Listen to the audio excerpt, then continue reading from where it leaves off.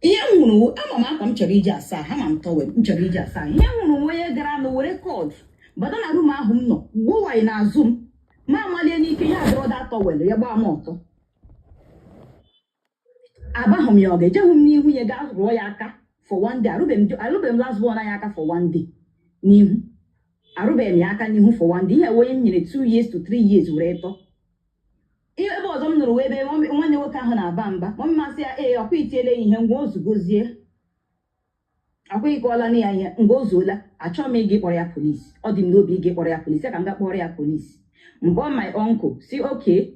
Yeah, when you stand in Maka as I father because na knows. Mbon my uncle na phone. Now I see okay. Nakamagala police, Nakaya bore her, Kaya bore my mom. Yeah, bore my mom. My mom, pick a call. Wake up what in less way, may wake up cha. Or see, I can always yoke my junior body on her right, that for 1 year. That is, or see, Nelly has ya me. Na ike buria o ya bia dibo wogo na ya gokore o na mana ni ihe na m na-enye nsogbu mana nsogbu adia na ụta na ka esi wee kwute mkpọ ya my uncle asim na o ebe nke m siri mehie because ebe nke m siri mehie o si na oge ahụ lọtara ya kwesịrị ịga dachiwe dinye na m ekwesị ịgba ya nkịta oge ahụ lọtara so gwacha m ya sị m ngwa ozuwere na magala o police ụta ahụ ka kesi ahụ siri daa ya. So, over now, not my one way, what other buy this same thing. Give me one okay way, name again, I met over here, or chorola, he said, or gawala, any gun all say, or chorola, gawala. How many times money I may grow misunderstanding? But Sarah always make a yaki, every gum disra, who's in Nasi and on yawa, because he won't also woman. Yeah, we are all chairman on the gate, a ben naga him, Yaroshan, where will he see now? Jam on a gates. Allow me, or me, I can him, I told me, I told me, I can him. Because I let him not throw him give up will me, yeah, I can him for what? I told me I can him. So yeah, I kuna no we call Uruna. Oh, Otis one is way, Baba, way to work I can him or Gigi and Apa, more Udo and a trouser. I don't think it's any Lansina family mentality and understanding. Os no no to your balasia what the hink. Why am I 1 minute? Why am I 1 minute? Oh, when you will, when you will. That's your mother. That's your mother. Or now. We are more that's your junior brother. Yes. Now, so that's your junior brother, the how old God? Only 22. Now, so he were another elder brother. Yes. Now, so I can't get a bono. On a Delta State, Aurora. Nice one. He were another elder sister. No, some more wine. Thank you. Give her how old kid? I am 25. Thank you very much. Why your mother battle from here? And no batago, and when more or get say, Nabiaki, see, and Yama batago to go me here, and when one or the no.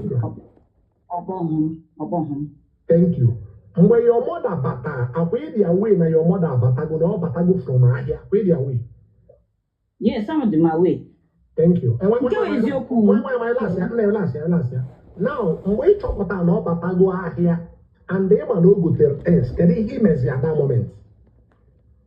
Okay. Nkembo amaram no gara here. Maram sigi no na kwado church.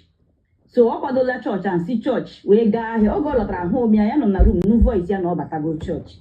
But him no ziri wu ogo na agwa my brother otosi we ga here. Because window when I check the same window. I am a passage but when I check the same window with my mom room. So him no zebe ya na nwanne nwoke na-ekwu oto si wee gaa ahịa. So enwere ihe mere ga ba ha na bana bankata si oto si wee gaa ya na ike agwụla na ndị oti ka ahụ bawa mba. Ịghọta so enwere ihe mere aga gwanụ m emiti m ya n'ime ụlọ siwa ya ka m buru ihe si aga m atụ asị nke ahụ. Thank you. Now, mgbe ị nọziri your mother na-enwe conversation with your brother na ọ gaga ahịa na egoteghị ihe anyị esi kedu ihe ime that moment ị nọ ya because your mother put bata and do we plan and each other here. At the end of the day, where's a small problem? Now I'm poor. Man, I'm waiting to see how they work conversation. Ego te go green, ego te go rice, ego te go new, ego te gas. No, you see here with the problem. Can you measure that moment here anywhere? Oh, I'm towel against how before ya lota. Away him me. I don't mind saying him. I'm a towel logan because I'm not lot. I'm a towel. Come gasa. Maya wa bata manaka no na room. akwa ka m yipụrụ mara tọwel nyanwa alọtazie na ya na ya na-akpazi nkata so ahụ ka m na plan ị ga-asa nwere ihe m mere aga masị gị na enwere ihe m mere truthfully enweghị ihe m mere but ebe a ha na-enwezi nkata ahụ ka m nọwaziri olu my junior brother ebe ọ na-abakpọ so m just respond zie so ọ bụrụ na anọ m ebe a ọ ị ga-aga nwụgasịrị nne gị eche ma nne mụ na gị ka ọ ya wee werezie kọdụ wee bịakwute n'ime ụlọ ebe ahụ m nọ. Okay, well, thank you very much. I'm not blame you much. Only cause the whole problem is your mother. Only cause the whole problem is your mom. Or your mom cause the whole problem is your dad. Because your mom, when your mother can network gather on man. Thank you. Now your network gather on man. Network gather on man. Network gather on man. Which don't on network. Okay, why am I thank you? Ian na kowa bona, and I don't blame you much. Only cause for the problem your mom. Now, when you go to your mic, when your mic, you. When you go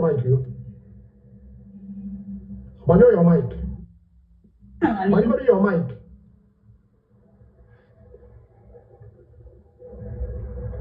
Why am I network gather on my mother or Pugo network gather on my network gather on my. Or change your position, change it from every which only a change move from every Okay, why am I thank you? In a year, they kuna.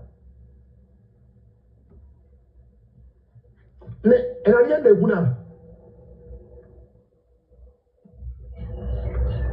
Okay, never drop. Okay, network gather on mouth. Here, it's clock, also. Network gather on mouth.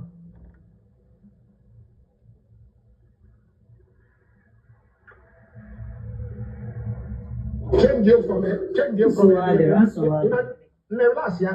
And I'm the wolf man. Relax, and I'm the. Thank you. When you go to your mic, Thank you. Like Ian na kowa bona, only cause to the problem with your mom, only cause to the whole problem. Because your mom wage no need to ego. No way ego, give my jail with ego based on your mom and where ego, your mom. Now I see one email the ego, well, and you one negi woki. Man, from here in I don't think that day a problem can your brother be do. From here in that problem may be do that day. I want your time mean the problem can one negi woki, or brother day could be do. If I'm an advice in men as one them mother, because from here in Ogo na the boy na abanyelu di film. Ogo na that your brother no na abanyelu di film. Because we dey go person we go one day the boy will listen the corner aja. So advice me nye de wona. The network gather on ma. And I dey ku. Buy your mic.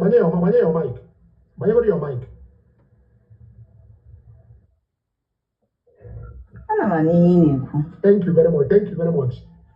Why am I getting? Apart from here, I call that day. Again, the boy had a way big problem.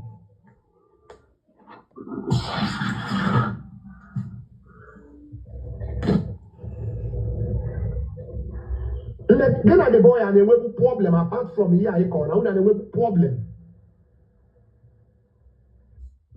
Mụ na ahụta na problem dị na nwanne maka na December ka mụ na ya nwere okwu anyị nwere ya nwa abịakwa ka bụ n'ote ihe m na-ewepụta na-awụ maka onye si na-efe aka n'ihu enwere okwu anyị na-enwe n'ime ụlọ mụ wee si ebe a iwe wee mụ wee si n'ime ụlọ ebe ahụ pụọ bawa na room nke my elder brother oge ahụ so okay because the thing abawala nke dụọ aka n'ọnụ na ọ gbawago mba mụ wee si ebe ahụ pụọ bawa na room my elder brother ya wee si na that particular room chụrụ m wee baa na room my elder brother wee bịa ebe ahụ wee kụọ m ihe I retaliated aga masị gị because mụ achọrọ sị oke ka anyị lụdele ya nwa akụcha m ihe a be mụ ala ma nke my uncle that night ụmụnne m odo nso mụ ala na nke my uncle ihe a mere ebe 8 abalị na December agwụrụ mụ ala na nke my elder and my uncle ọ dị mbụ na nke my uncle so emechaa kpọọ my uncle gwa ya sị alekwa otu ihe siri mee kpọọ my elder brother my immediate elder brother gwa ya sị alekwa ihe megenu kọcha that night mechaa gaa chemist ga gbawa ọgwụ ya bụta ọlago Now, all that in here, my elder brother said, "Naya na lota December." Yeah, on December 18th. Or soon, Naya lota on December. No one Naya lota. Kaya mana Naya ga like it up or meeting. I'm not going to hear problem. My I never remember them ya lota. I don't want to remember them. My elder brother lota sing one lota. Man, I'm assuming them na chop my mom in the morning. Or December, I'm assuming them ga December 25th. Ga share honey. La chekwa back them on Sunday because December when on Wednesday that Thursday on Sunday I'm secret back. Because of your program I am already. But we enjoy the problem again your junior brother in a work with the elder one because it's in elder brother and I work one year. I'm going my elder brother okay December me. Yeah, see Niaga Lotta. Oh, Lotta's read that December. Oh, go not as that December. Yeah, for meeting. That what my mom see na. Children has now that like it up meeting. My mom me for no sim no one up meeting. Na ya chumu ka meeting there. But I won't up meeting na. Na mo get hate here. Why is Samaga like here? Why is not talking about the meeting? Why? Amarom ijo amarom. Ya na ko gwaram. No bu na chop ya ka no we gwam that. No bu na up meeting na. Na man ka ha like here. No 1 minute. No 1 minute. Otu I know now. Although they call your elder brother the problem in the way with your junior brother. Your elder brother, Bata, your person name or that boy, she is the warning. Or you go to Anona. When my last year, to Anona. My sister on the phone, same no problem on the way with one day working. Ian member will phone, boy, see, the way you are the Kumakaguma, Kazi and men. All repeat what that thing again. Any drum make butter by more than a man or between I am now and all my brother say mommy, they are not roche. Nay, you are report one year name. On your own way keep you. So you need the region of where your mother and your brother actually or meeting or all get called the robber one question everywhere. All your brother question mamma ya bia, give up bia, that boy bia, then where you actually discuss. So, put again a question why your mom and I take a meeting. Odoko. Now, more again, the 3 years. My name when I wonder my mom was to the age, can 9 in our water. Now, okay, he name me. I can't call. See your uncle, my elder brother, or the man, see your uncle, not a problem, Kabia, no lie, anyhow. One day, because one of them tabro in another maduku, all the day very disrespectful. Or you've known also why I would. Now, yeah, boy, see your uncle, let me do touch romka, Lotta, carbon meeting. My uncle, see an Oromoa, a Urogo. Let your mom, that is my sister, Pom Simu, name Roku Dibe, Neatro Kemezia. My brother, where your way, I see Uncle Natchapran Canadian and Danixi, or so okay. So my other brother, where Pom Sim, leque, and see and so what. So, my mom will call that and see another meeting. And then it's other meeting. That for a meeting now. My mom was very defensive. Because before I meeting now, Oko was up with her. My junior brother, I photo gave some mommy in a war. My elder brother, see, Ngwama is in a war, Kanfu. They are my elder brother. Come where call him a royal. Ogan Hopper and him a royal. Till today, my mom has no more, but already law gonna be on 1st of January. Now, guess the reason why your mom is defensive. Why is it? Can we reason? Oh, the grammar reason. I got my water reason. My uncle Jolia, or when I go what reason. I got my water reason. I go what it's your camera, your mom, put your camera. It's your again, I go again a year. I want reason. I'm so let a melon last year, lay a melon now. Send their own number your mom a message. I'm gonna end their life one boy. You send their own number your mom. If their own no number your mom, send the part of your own, their own no number given. End their life one map or your mom on a food. Boy, and see a young way and one if they are complaining to me. And then also know what the elder brother, and I never know we are there help for matter. Then no more me who you, we all know them and get here back to you. No problem. But so you and now, but send their own number your mom, they know your mom. Send them your own number, they don't know your own number. If possible, send the one number that's your elder brother. Because all your mother money have picture, all that your elder brother, what we are there more reach out to you, you know. Okay, sir. Thank you. But the only thing you need to remember again, he had the passion or Boroguma cause the problem. Because what I am saying, your mother and support one year, your mother and a man can ever buy not give out the problem. Not give out the problem, not that place. All you need to I will not move with the problem, none of the problem, none of the case. Again, I my junior brother and my elder brother and walk my mom aside the call my junior brother. So it's just me and my elder brother no. No one na junior brother no. Every with the hand no problem family issue obola. Onyo ge belala work orute issue nke that my junior brother. Okoye minor, ihe dika o mere. Okoye minor like omekwa ya otu a mee ya otu a. But orute na nke my elder brother and I. Okwe with all bitterness na lekwe agwa onye akpara ya na like oge ihe a na-eme. Then ihe niile a woku pụtara trip everybody reacted. Mana nke my junior brother na dey agopu ya agopu. So ọ bụrụ na ọmụwa with the problem, my elder brother shouldn't have been involved. How many Kunu did you how many Kunu? I did 3. 2 boys and 1 girl. Yes. Thank you. That last boy do not carry your name.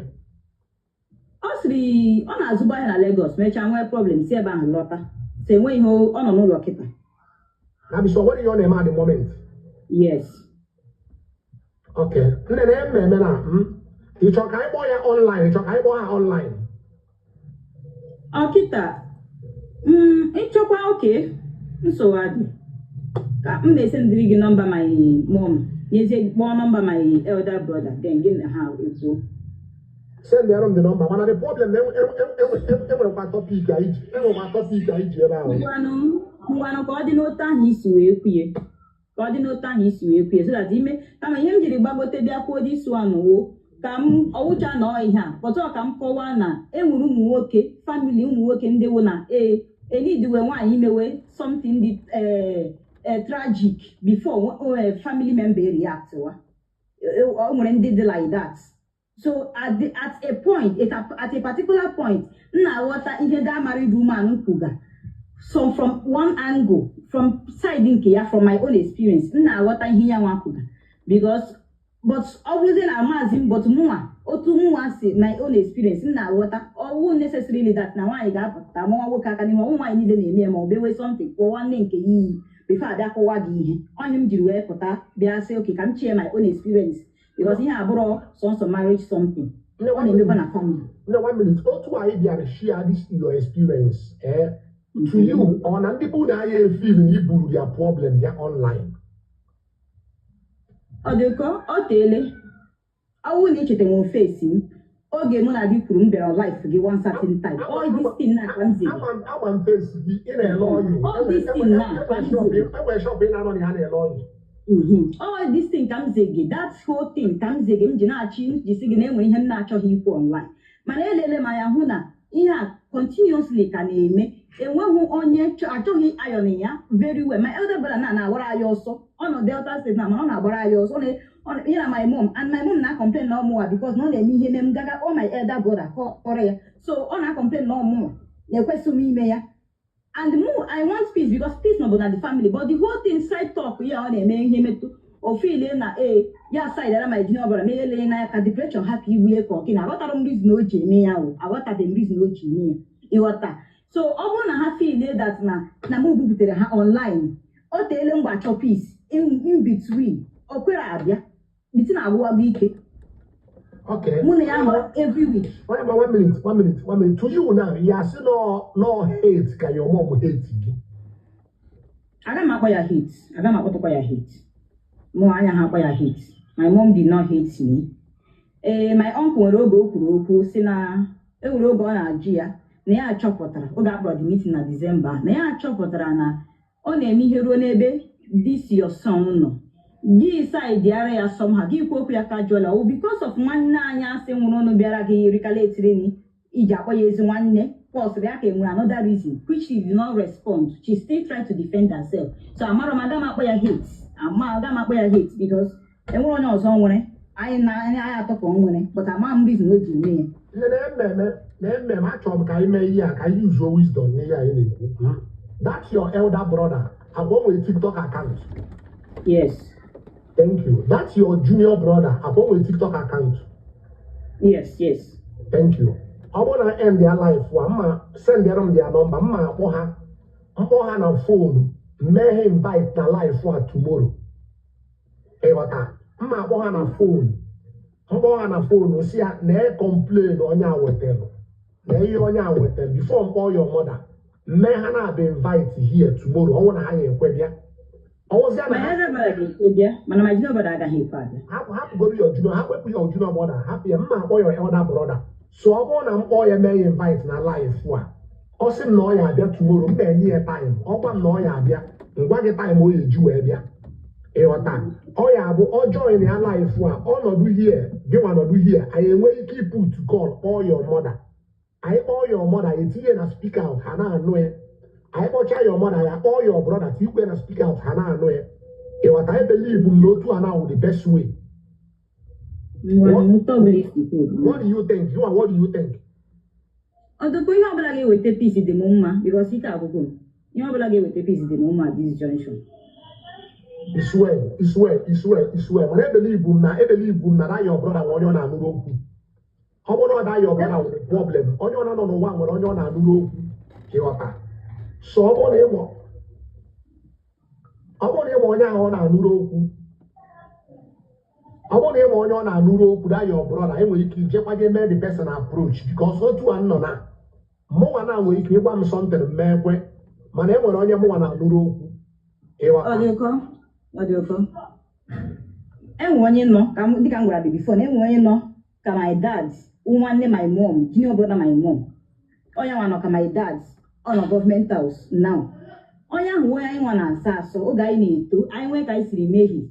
Aboya, even you see Uncle Nadia, give your biko, or be a ya correct, ya make a whole lot of things. That day, that first time in her married.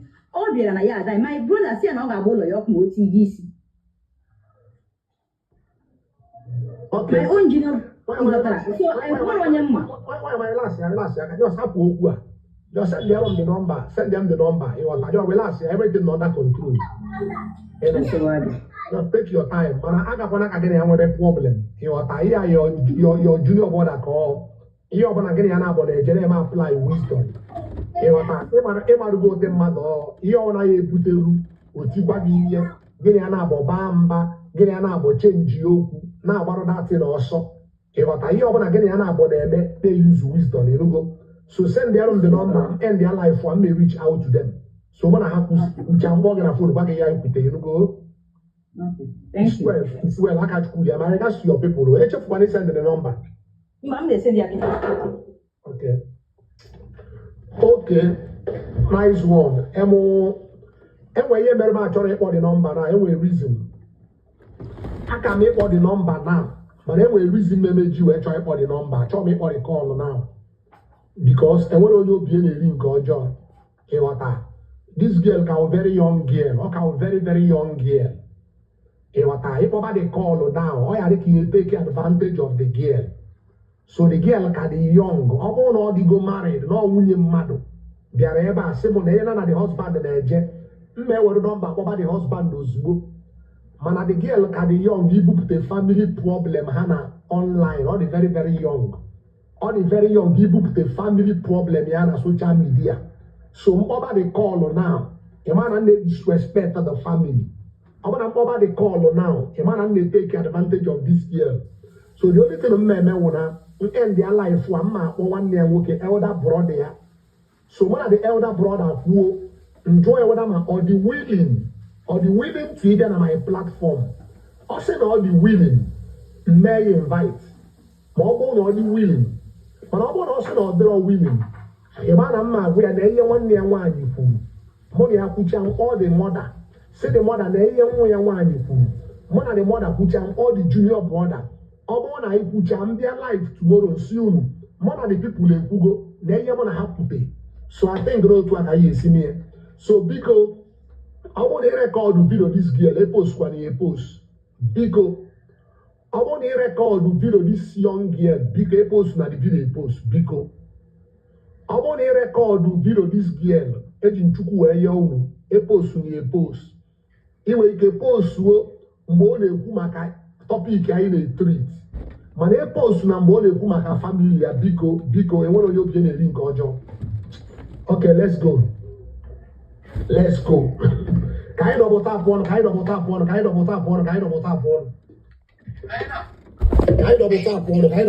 ọnụ. Oke ọnụ ị na-agbanye ya